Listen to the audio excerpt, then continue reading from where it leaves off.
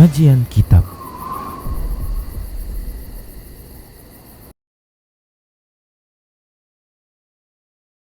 Assalamualaikum warahmatullahi wabarakatuh. Innal hamdalillah nahmaduhu wa nasta'inuhu wa nastaghfiruh wa na'udzu billahi min shururi anfusina wa sayyiati a'malina may yahdihillahu fahuwal muhtadi wa may yudlil falan tajida lahu waliyyan mursyida. Asyhadu an la ilaha illallah wahdahu la syarika lah wa asyhadu anna Muhammadan abduhu wa rasuluh alladzi la nabiyya ba'dah. Wa qala Allah subhanahu wa ta'ala ya ayyuhalladzina amanu taqullaha haqqa tuqatih wa la tamutunna illa wa antum muslimun. Ya ayyuhalladzina amanu taqullaha wa qulu qawlan sadida yuslih lakum a'malakum wa yaghfir lakum dhunubakum wa man yuti'illaha wa rasulahu faqad faza fawzan 'azima. Ya ayyuhan nasu taqu rabbakumul ladzi khalaqakum min nafsin wahidah wa khalaqa minha zawjaha wa batha minhuma rijalan katsiran wa nisaa'a wattaqullaha alladzi tasaaluna bihi wal arham innallaha kana 'alaikum raqiba. Amma ba'd, inna asdaqal hadithi kitabullah wa khairal hadi hadi Muhammad sallallahu alaihi wasallam wa syarrul umur muhdatsatuha wa kullu muhdatsatin bid'ah wa kullu bid'atin dhalalah wa kullu dhalalatin finnar. Babul walidatu rahimat, bab kaum ibu-ibu yang mengasihi, yang memiliki rasa kasih sayang. An Anas bin Malik radhiyallahu anhu, ja'at imra'atun ila Aisyah radhiyallahu anha. Dari Anas bin Malik datang seorang wanita kepada Aisyah radhiyallahu anha. Fa'atadha Aisyatu thalathata maratin. Lantas Aisyah ibunda kita memberikan kurma sebanyak 3 butir. Fa'atat kulla sabiyyin laha tamratan. Lantas wanita ini memberikan setiap masing-masing anak 1 kurma. Wa amsakat linafsiha tamrotan, dan untuk dirinya 1 butir korma.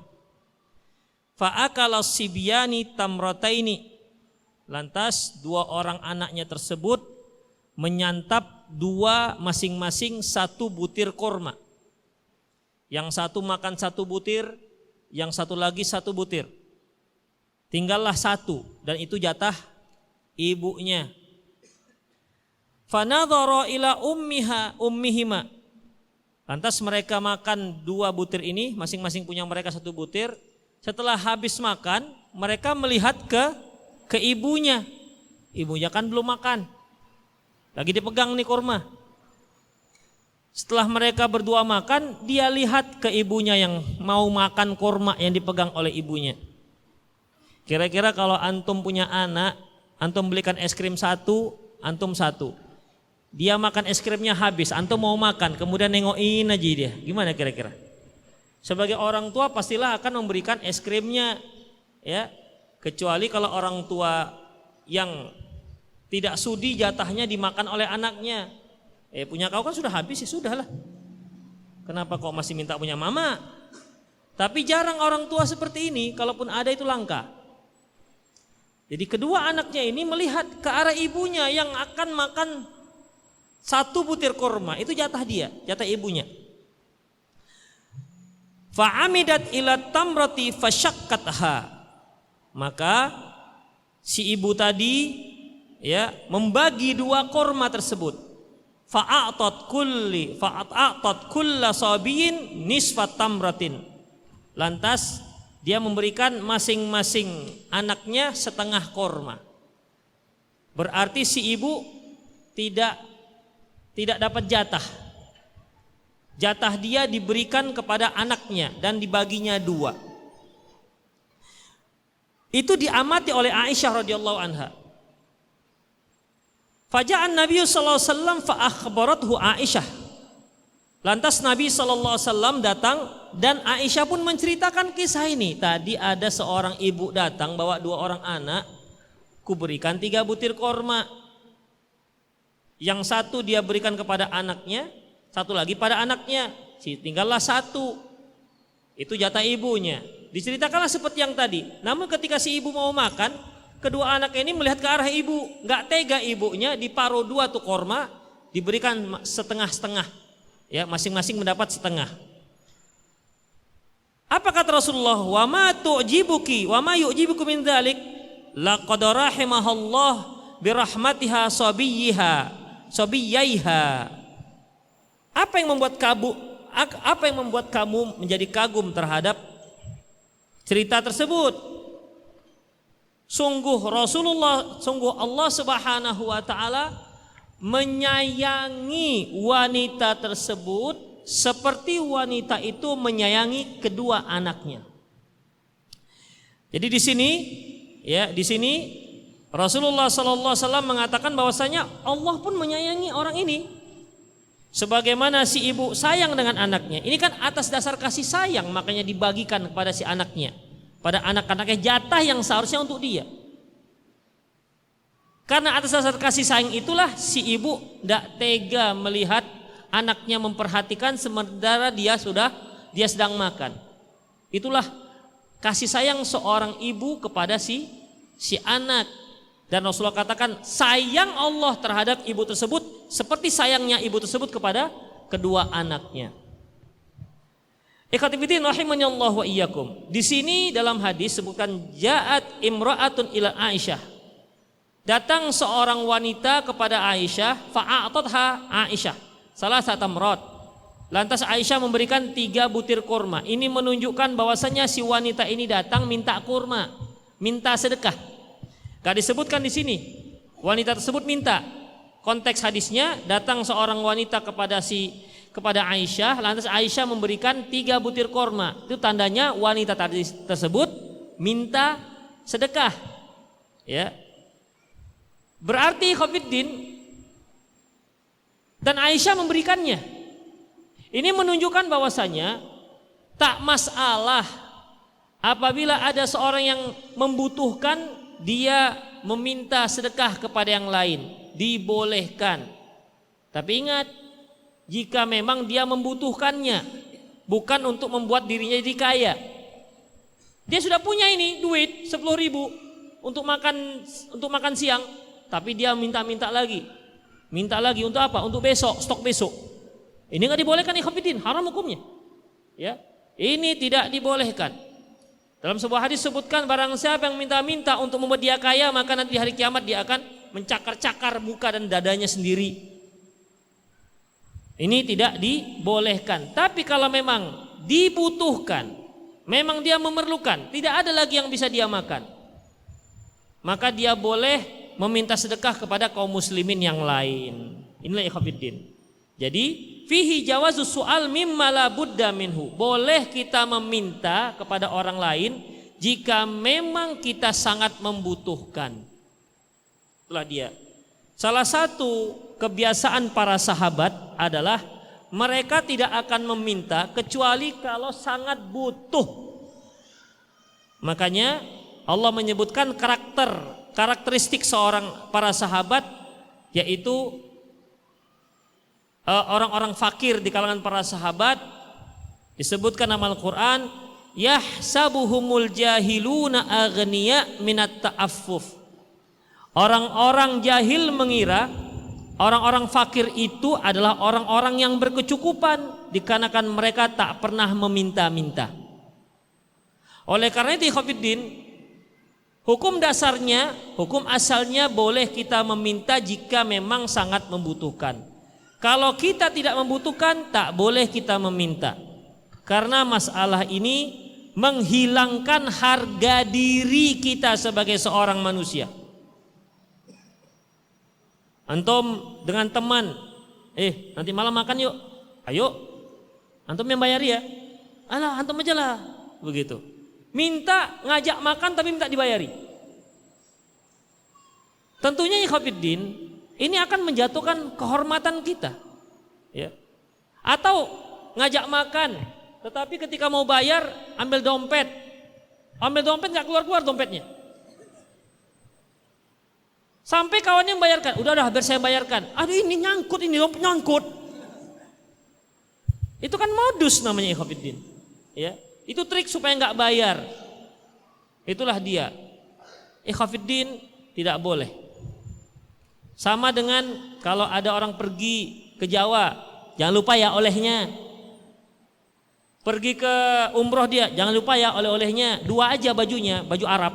2 aja katanya. Ini nggak dibolehkan ikhwatiddin, minta-minta namanya, jangan. Rasulullah katakan wa idza sa'alta fas'alillah. Kalau kamu minta-minta hanya kepada Allah Subhanahu wa taala. Itulah ikhwatiddin, jaga harga diri kita, jangan sampai minta-minta.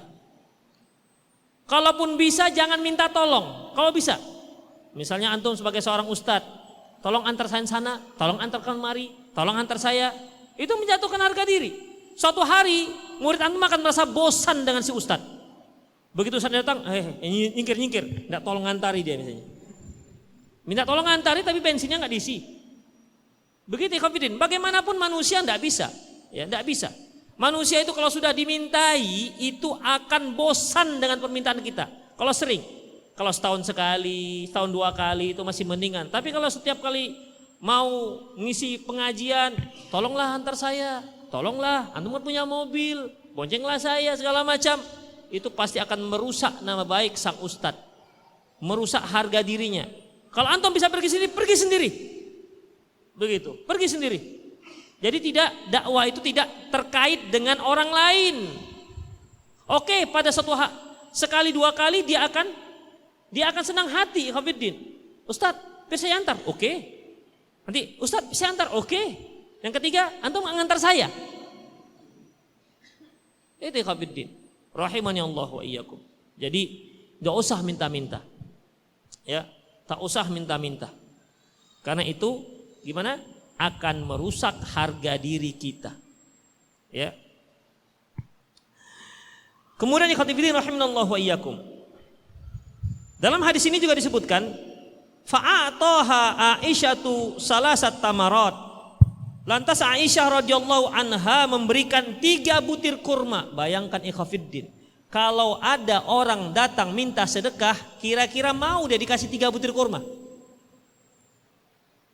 Menurut antum mau dia menerima? Saya nggak yakin kalau kita. 3 butir kurma, pasti katakan pelit kali Bapak. Udah Pak, goceng aja katanya.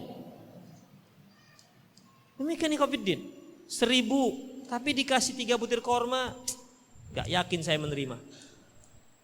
Ada lagi jenis pengemis ini dikasih 1000 gak mau dia. Ditolak. Minta 2000 minimal. Ada yang kalau mau dia minta untuk rokok dia. Itu biasanya orang gila yang begitu. Jadi ikhwatiddin rahimani Allah wa iyyakum, ini menunjukkan tingkat kemiskinan pada zaman Rasulullah itu jauh berada di bawah tingkat kemiskinan kita. Sampai 3 butir korma pun ketika diberikan diterima. Dan ini juga menunjukkan kesederhanaan Aisyah. Aisyah itu memang punyanya 3 butir korma. Coba antum bayangkan. Di rumah Rasulullah SAW ketika beliau memberikan sedekah hanya mampu memberikan 3 butir kurma. Kalau kita zaman kita sekarang ada orang minta sedekah, kita kasih gopek 500 rupiah. Kira-kira apa komentar si miskin? Rumah bertingkat ngasih gopek, ya kan? Dapat apa ini Pak? Kerupuk aja nggak dapat sekarang. Komplain dia. Demikian ikhwatiddin. Dah. Itu menunjukkan bahwasanya rumah tangga Rasul itu sangat sederhana. Bahkan banyak riwayat menyebutkan bahwasanya rumah tangga Rasulullah itu tidak ada apa-apa kecuali aswadani, 2 hal yang hitam. Apa itu? Air dan kurma saja. Roti tak punya. Roti itu makanan mewah. Bayangkan ikhwatiddin. Roti itu makanan mewah di rumah tangga Rasulullah sallallahu alaihi wasallam. Makanya kalau ada istri-istri beliau yang kepingin dunia, Rasulullah katakan, ya nisa'an nabi lastunna ka ahadim minan nisa ini taqaitunna fala takhda'na bil qaul. Wahai Nabi, wahai istri Nabi, gak sama kalian seperti yang lain-lain. Kalau kalian berbicara janganlah kalian mendayu-dayukan suara kalian. Kemudian dalam ayat juga disebutkan fa in kuntunna, apabila kalian turidanal hayatad dunya wa zinataha, kalian ingin surga, ingin dunia dan perhiasannya, fata'alaina umatti'kunna wa usarrihkunna sarahan jamila. Marilah ya, marilah fata'alaina umatti'kunna, aku akan kasih kamu uang sangu, umatti'kunna wa usarrihkunna sarahan jamila, dan akan aku cerai kalian dengan perceraian yang sangat baik. Jadi Rasulullah katakan, wahai istri-istriku, kalau kalian mengharapkan akhirat, ya bersamaku. Tapi kalau mengharapkan dunia, tidak ada. Aku tak punya dunia. Aku tak punya dunia. Kalau kalian tak sabar, silahkan datang kemari. Aku akan ceraikan kalian dan akan aku beri uang sangu. Begitu ikhwatiddin. Ya, jadi istri-istri Rasulullah Sallallahu Alaihi Wasallam itu istri-istri yang level keimanan luar biasa. Demikian. Jadi tidak ada mereka itu ingin ini, ingin itu, tidak ada ikhwatiddin. Ingin tas bagus, sepatu bagus, tali pinggang bagus, jilbab bagus, tidak ada. Mereka tahu mereka adalah istri Rasulullah Sallallahu Alaihi Wasallam. Oleh karena itu ikhwatiddin, kalau antum memakai mobil mewah, memakai baju mewah, jam mewah, sepatu mewah, gak akan ada yang berkomentar. Tapi kalau ustadz rumahnya mewah, sendalnya mewah. Sendalnya berapa Ustadz? Murah, 15 juta. Itu tapaknya aja, belum lagi tali sepatunya. Tali sepatunya made in Italy berapa? 6,5 juta. Udah, pasti orang mencibir. Ustadz tapi kok begini? Begitu. Itulah nasib Ustadz. Itulah nasibnya. Berapa Ustadz jamnya? Ini jam dikasih. Ya berapa Ustadz? 30 juta, 250 juta. Rolex, Ustadz mubazir, berdakwah bawa jam Rolex 250 juta. Akan dicibir ikhwatiddin, akan dicibir. Jadi maunya masyarakat kita itu Ustadz tuh yang miskin-miskin aja, jalan kaki pakai sendal busuk. Begitu. Oh ini baru Sunan Kalijaga ini. Ini baru. Itulah ikhwatiddin rahimani Allah wa iyyakum. Akan dikomentari. Tapi begitulah ya. Makanya ikhwatiddin rahimanallah wa iyyakum, dikarenakan memang dia sebagai contoh, begitulah nasibnya jadinya. Itulah dia. Kalau pas kajian yang ada makannya, nah itu ustadz dapat kebahagiaan gak bisa makan. Karena pas tanya jawab makan. Pas tanya jawab makan. Kan gak mungkin ustadz lagi makan menjawab pertanyaan. Ustadz lagi makan. Gitu kan gak mungkin. Nah itu dia. Tapi ada kelebihannya, dibontotin biasanya. Taib, ikhwatiddin rahimani Allah wa iyyakum. Itulah dia. Kesederhanaan rumah tangga Rasulullah Sallallahu Alaihi Wasallam. Luar biasa ikhwatiddin. Luar biasa. Karena apa? Karena tujuan mereka itu akhirat. Tapi sayangnya ikhwatiddin, sekarang ini kita itu lebih cenderung dengan dunia ketimbang dengan akhirat. Sampai milih pasangan pun lebih cenderung pada nilai duniawinya ketimbang ukhrawinya. Ini saya tanya ya satu orang, mana yang masih jomblo? Satu orang. Tunjuk tangan satu aja. Oh udah nikah semua, Masya Allah, barakallah, barakallah. Udah nikah semua. Tunduk semua, Masya Allah. Antum lah nih yang pakai kacamata, siapa nama antum? Udah berapa anaknya? Tadi katanya tanya yang belum jomblo, gak nunjuk tangan tuh. Kalau ada calon 2 orang, satu tingginya 170, berat 30, kurus berarti jangan, mau. Beratnya 70 ideal, ya kan? Putih, hidung mancung, bersih, tapi masih Iqra 3, ya. Ngomongnya masih kemana kau bang? Yang satu solehah, Masya Allah, solehah, tutur katanya bagus, tapi sayangnya face-nya konten 6,5, itu pun sudah dikatrol. Nah, tingginya 150, beratnya 60. Misalnya, antum pilih yang mana? Si A apa si B? Tapi ini hafizoh, Masya Allah kan? Hafizoh, hafal Sunan Kalijaga, hafal Sunan Abi Daud misalnya. Pilih yang mana? Jujur aja, nggak apa-apa. Ini sekedar audiensi aja. Gimana? Pilih yang mana? Pertama yang kedua? Pertama. Itu dia, dan itu kenyataan.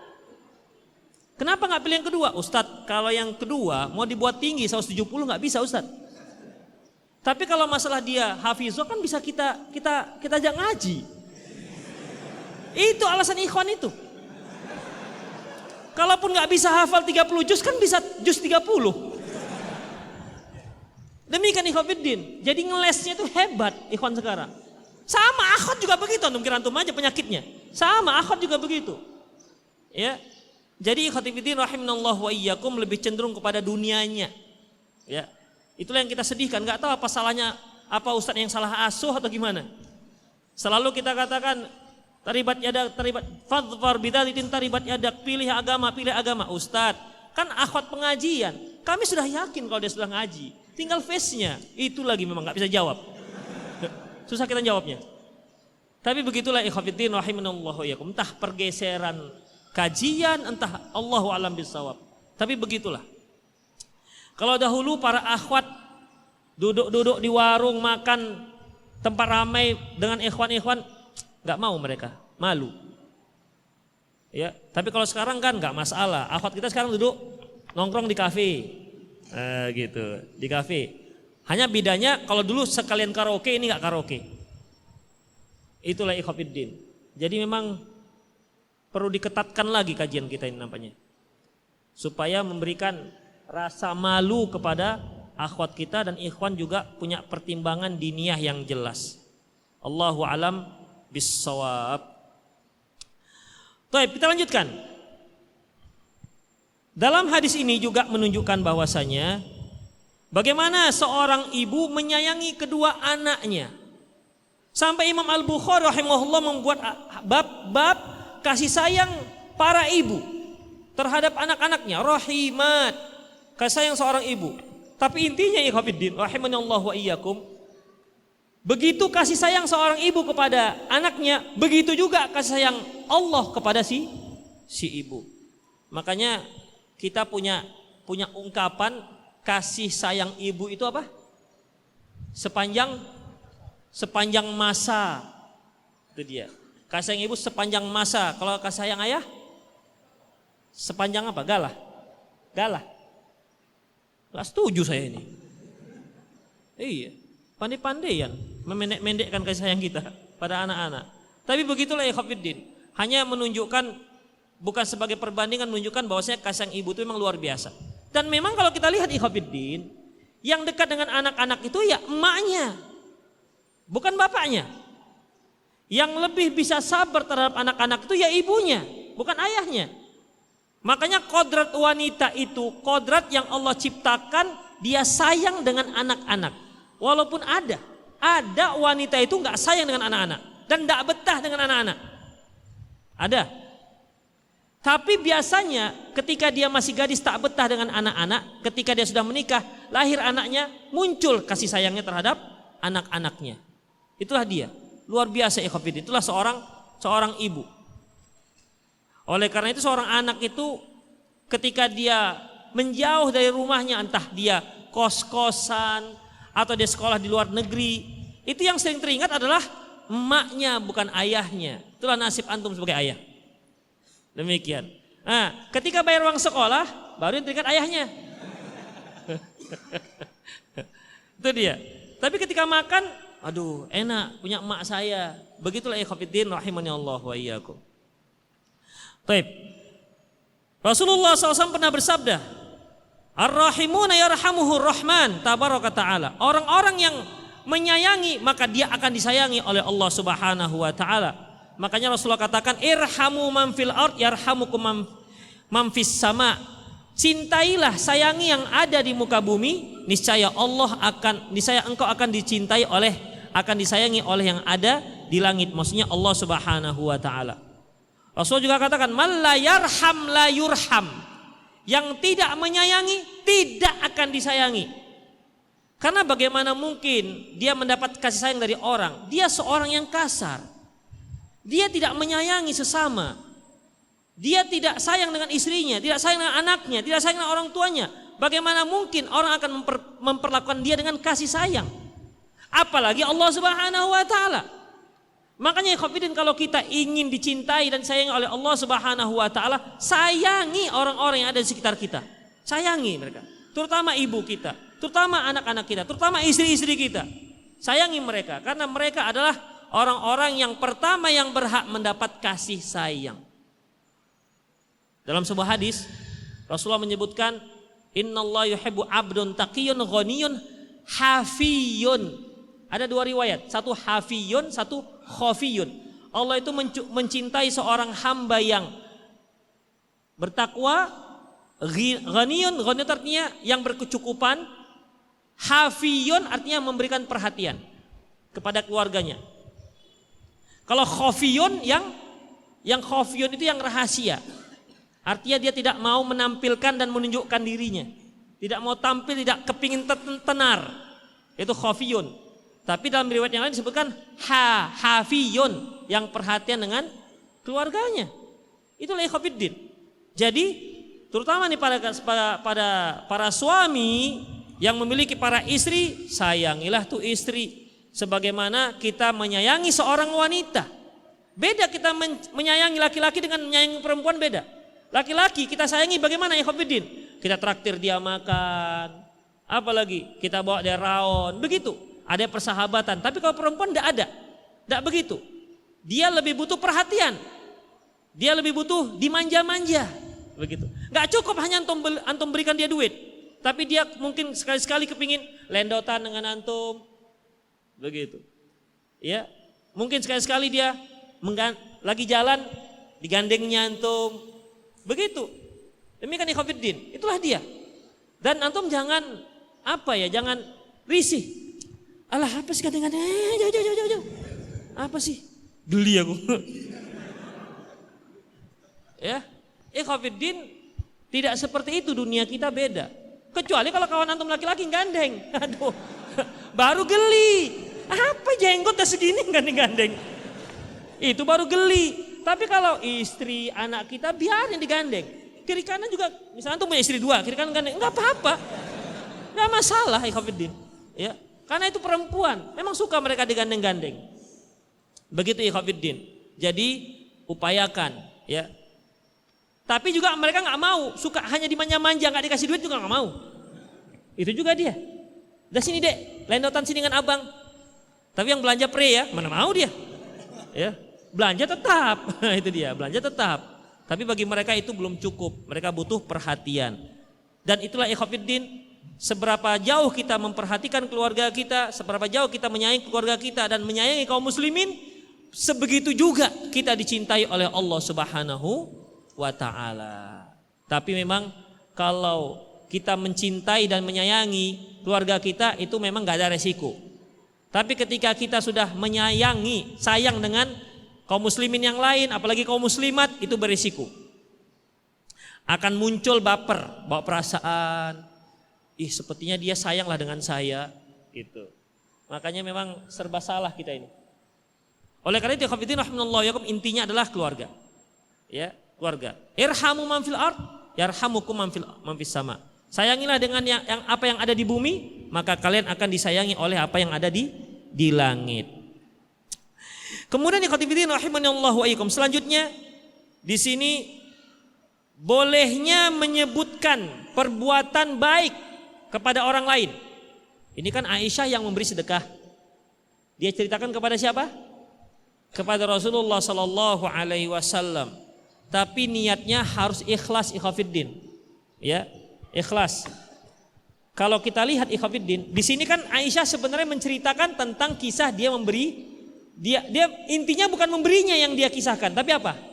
Kisah kasih sayang si ibu kepada dua orang anaknya sampai jatahnya pun diberikan. Itu dia. Itu intinya.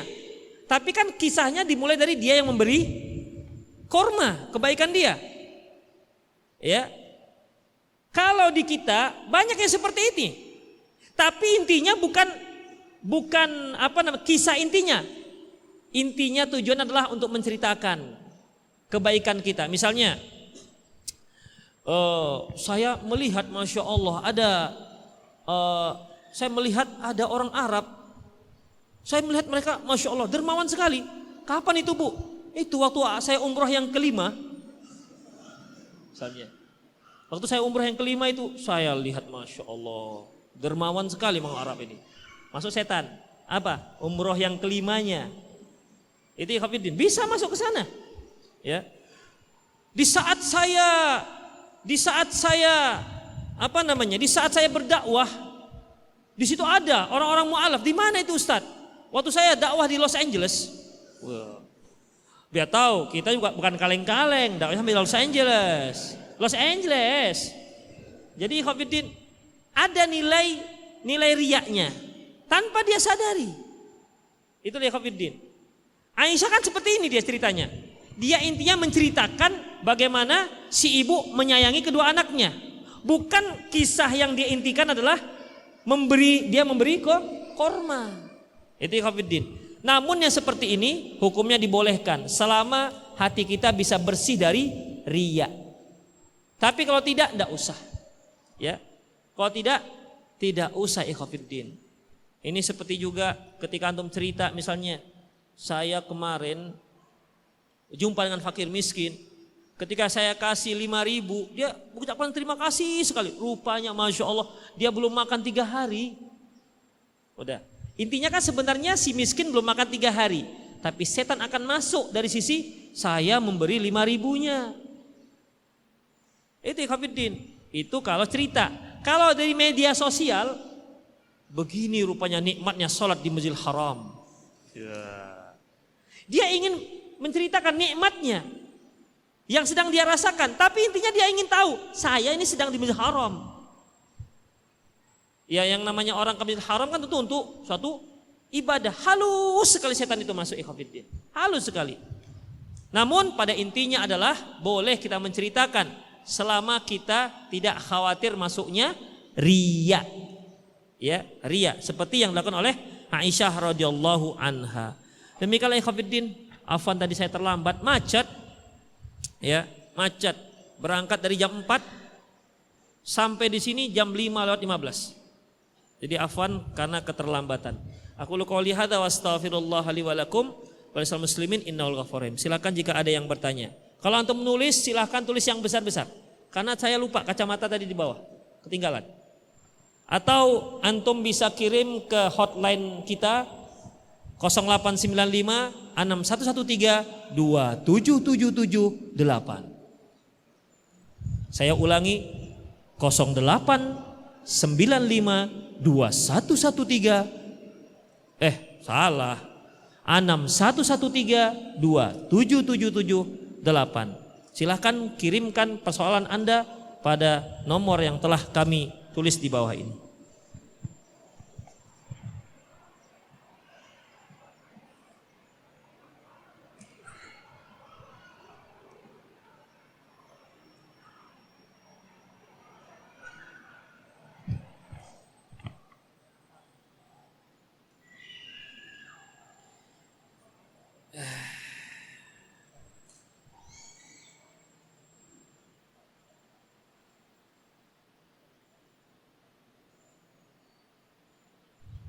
Sebentar.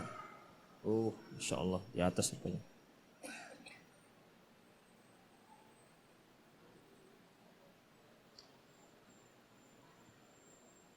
Ikhwah yang masuk sebelum jam 17.45 tidak saya baca. Ustadz, dalam hadis Bukhari, Rasulullah menawarkan boncengan kepada Asma binti Abi Bakar. Apakah artinya kita boleh membonceng wanita yang bukan mahram? Ini yang nanya ojek online ya? Ikhwatiddin rahimani Allah wa iyyakum, tidak seperti itu. Ya, tidak seperti itu ikhwatiddin. Jadi Asma binti Abu Bakar tentunya tidak mahram dengan Rasulullah sallallahu alaihi wasallam. Udah. Bisa saja ketika disuruh naik Aisyah dibonceng Rasulullah, bisa saja Rasulullah pada waktu itu turun. Bisa, kan nggak disebutkan mereka harus berboncengan, ya. Disuruh naik, bisa saja Rasulullah turun. Namanya Asma waktu itu sedang bawa beban yang berat. Tapi karena Rasulullah bersama rombongan para sahabat yang lain, beliau malu, mereka malu. Inilah ikhwatiddin, inilah karakter akhwat pada waktu itu, di mana mereka malu kalau mereka bergabung-gabung dengan di situ kalau ada ikhwan-ikhwan. Malu beliau. Demikian.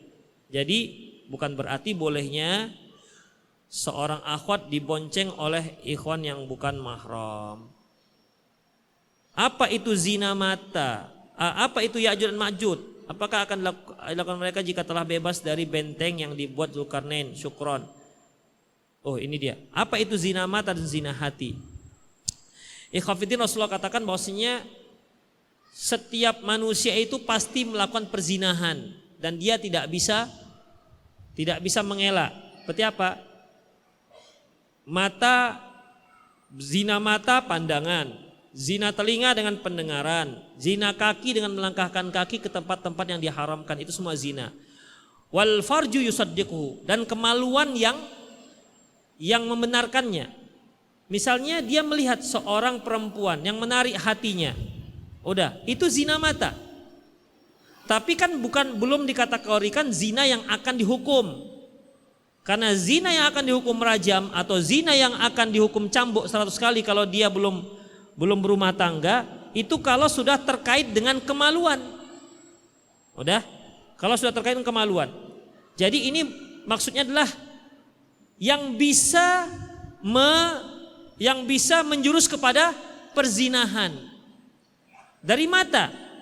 Kan yang namanya istilah orang-orang yang jatuh hati dari mana datangnya lintah, dari sawah turun ke kali, dari mana datangnya cinta, dari mata turun ke hati. Taib, dia melihat, tertarik dia. Aku lihat, aku dekat. Aku dekat, aku pikat. Aku pikat, aku sikat. Aku sikat, aku minggat. Jadi, ikhwatiddin, itulah dia. Ya, ketika dia terpikat, dia akan mendekat. Dia akan berupaya untuk mendapatkannya. Itu ikhwatiddin. Gunanya untuk apa? Untuk perzinahan. Makanya munculnya banyak perzinahan itu dari mata. Juga bisa dari telinga. Misalnya ini antum nelpon seorang akhwat. Assalamualaikum. Waalaikumsalam. Ya, ada yang bisa saya bantu, Bang? Kita kan, Masya Allah, ini manis sekali orangnya ini. Mulailah terbayang-bayang dia bagaimana, hidung yang mancung. Belum tahu dia kalau nengok langsung. Ya, bisa saja kalau dia nengok langsung ternyata, mak kayak gini rupanya. Saya dulu waktu di sempat PKL di Snopen, Sentra Operasi Penerbangan Komunikasi. Kan biasanya ada announcement itu kalau bandara. Kepada Bapak yang sefulan-fulan diharapkan, begitu kan, itu bagus suara yang memanggilnya. Jadi kita namanya juga masih STM waktu itu, iseng, siapa ini orangnya, tengok, Masya Allah, peta 6. Beda dengan suaranya. Itu ikhwatiddin rahimanallah wa iyyakum. Berarti apa? Suara itu mempengaruhi. Bisa seorang jatuh hati di gara-gara suara. Bisa ikhwatiddin. Makanya Allah katakan fala takhda'na bil qaul, jangan kalian mendayu-dayukan suara. Ada jenis akhwat itu, dia enggak dayu-dayukan suaranya. Memang dia lembut begitu. Ada. Kok cek antum? Cek katanya, cek. Itu ada jenisnya seperti itu. Memang enggak bisa dia Assalamualaikum, ya. Siap, gerak, lancang depan gerak, nggak bisa dia begitu. Ada memang wanita yang lembut seperti itu, dan ini memang jarang orangnya. Orang Medan nggak begitu. Orang Medan katanya agak-agak tegas gitu. Nggak dikatakan kasar tapi memang tegas. Mau apa kau? Ya, mau apa kau bang? Bilang aja lah kau bang, gitunya. Itu namanya zina hati. Setelah dia lihat nanti akan masuk ke dalam hati. Kemudian ikhwatiddin, afwan ya, saya baca yang ini dulu lah ya. Ini agak jelas bacaannya. Qadarullah istri saya hamil, adakah nama yang dicintai oleh Allah untuk laki-laki atau perempuan? Kalau laki-laki, nama yang dicintai oleh Allah adalah Abdullah dan Abdurrahman. Abdullah dan Abdurrahman. Adapun perempuan silakan cari yang nama istri Rasulullah, cari nama-nama para sahabiah yang soleh, yang solehah ya. Entah Zainab, Aisyah. Ustadz, ana baru mengenal manhaj salaf. Bagaimanakah agar tetap istiqomah di jalan ini Ustadz? Dan bagaimana caranya agar berhenti merokok? Ikhwafiddin, satu saja, yaitu jangan tinggalkan pengajian. Dan bertemanlah dengan orang-orang yang mengaji, yang sudah mengaji. Insya Allah rokok-rokoknya pun hilang. Insya Allah. Udah tengok siapa yang bisa dikawan begitu kan. Berkawanlah dengan orang-orang pengajian. Dan jangan tinggalkan pengajian. Karena kita bisa istiqomah itu kalau kita ngaji. Oleh karena itu orang-orang yang tadi yang ngaji rajin setahun 2 tahun, tahun ketiga hilang, itu akan berubah ikhwatiddin. Jenggotnya yang tadinya sudah sejengkal itu bisa masuk ke dalam lagi. Tinggal 2 senti begitu. Enggak tahu kok bisa tumbuhnya jadi beda, masuk lagi dia. Itulah dia ikhwatiddin. Akhwat yang tadinya pakainya baju-baju lebar-lebar sudah mulai jadi sempit-sempit. Gak tahu itu mungkin penyusutan bahan mungkin. Begitu ikhwatiddin. Mulai jilbabnya pun juga jilbab-jilbab yang dililit-lilit di leher. Kenapa ikhwatiddin? Karena sudah sudah nggak enak, sungkan bertemu dengan orang-orang yang soleh dan soleha. Makanya jangan tinggalkan pengajian. Itu saja. Assalamualaikum Ustadz. Bacaan sholat tahajud sama seperti sholat fardu? Ya, sama. Tidak ada bedanya. Ustadz, bagaimana jika ada ikhwan yang sudah mengenal sunnah meminta CV kepada akhwat tapi ikhwan tersebut belum siap menikah? Ngapain dia?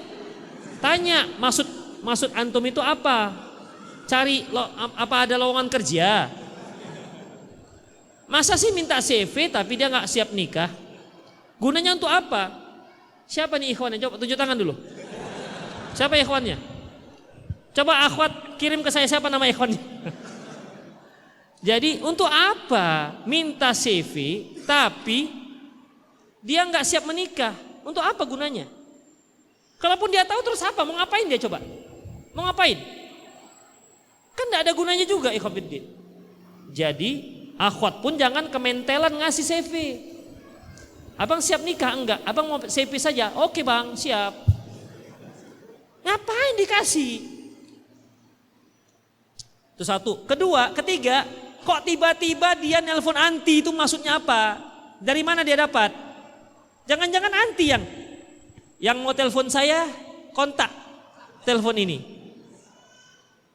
Atau nanti seperti yang pakai cadar di internet itu sudah siap menikah ini, pakai pakai karton. Siapa ikhwan yang sudah siap menikah? Telepon ini. Kan ada yang pakai cadar sempat jadi kontroversi ya di media sosial. Ikhwatiddin, tak usah seperti itu. Akhwat juga enggak usah sembarangan ngasih nomornya.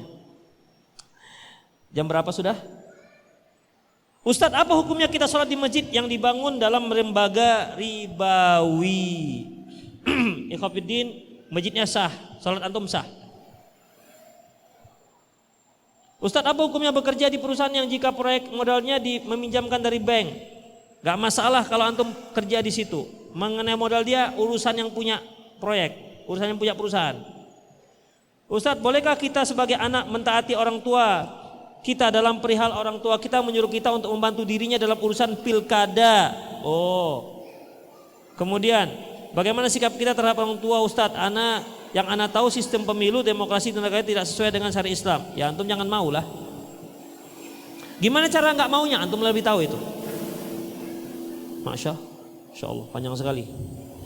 Ustadz, saya sholat fardu sendiri. Setelah beberapa rakaat lalu ada beberapa orang membentuk barisan untuk berjamaah dengan imamnya di depan saya dan jamaahnya di samping saya. Otomatis jadi berikut di barisannya mereka berjamaah di makmum. Enggak ngerti saya. Jangan panjang-panjang. Sore kita ingin zikir sore tapi ingin juga membantu ibu. Sambil bantu sambil zikir. Misalnya bantu nyapu Sambil nyapu bismillahi la yadur ma ismi syai'un fil ardi wala fis sama' wa huwas samiul alim. Bismillahi la yadur kan bisa. Ya. Demikian ikhwatiddin. Kan ada ayat kursi, kan hafal antum. Qul huwallahu 3 kali, qul binas 3 kali, qul falaq 3 kali. Amsayna wa amsayna kuliklah. Jadi kalau antum hafal silahkan. Sambil bekerja sambil mengucapkan boleh. Terakhir, Assalamualaikum Ustaz, apakah membayar hutang dengan melebihinya dengan tujuan berterima kasih tidak ada perjanjian sebelumnya termasuk riba? Tidak. Ya, Rasulullah SAW mengatakan khairukum ahsanukum qadaan. Sebaik-baik kalian adalah orang yang paling baik dalam membayar hutang, melunasi hutang, dan dia ada 2. Yang pertama, membayar lebih cepat dari yang sudah dijanjikan. Janjinya bulan Maret, tapi di awal Januari sudah dia lunasi. Dan yang kedua yaitu lebih banyak dari hutangnya. Hutangnya 1 juta. Udah dibayar, dipulangkannya dengan 10 juta. Bayangkan itu kan? Misalnya antum ngutang dengan saya 1 juta. Ustadz, ini saya mau lunasi hutang. Berapa? Ini Ustadz, terima kasih Ustadz telah memberi ke lapangan, ini saya kasihkan 10 juta. Kan senang saya. Bahkan saya nanya lagi, kapan lagi antum ngutang? Kapan lagi? Demikian ikhwatiddin. Tapi intinya tidak masalah, ya. Tidak masalah. Asalkan tidak ada perjanjian sebelumnya. Demikianlah ikhwatiddin rahimanallahu wa iyyakum. Afwan, ini banyak yang belum dibaca, ini juga karena bacaannya juga kecil-kecil, ya. Semoga bermanfaat. Aku qouli hadza wa astaghfirullah li wa lakum wa lisal muslimin innal ghafurur rahim. Subhanakallahumma wa bihamdik asyhadu an la ilaha illa anta astaghfiruka wa atubu ilaik. Wa akhu da'wana alhamdulillahi rabbil alamin. Assalamualaikum warahmatullahi wabarakatuh.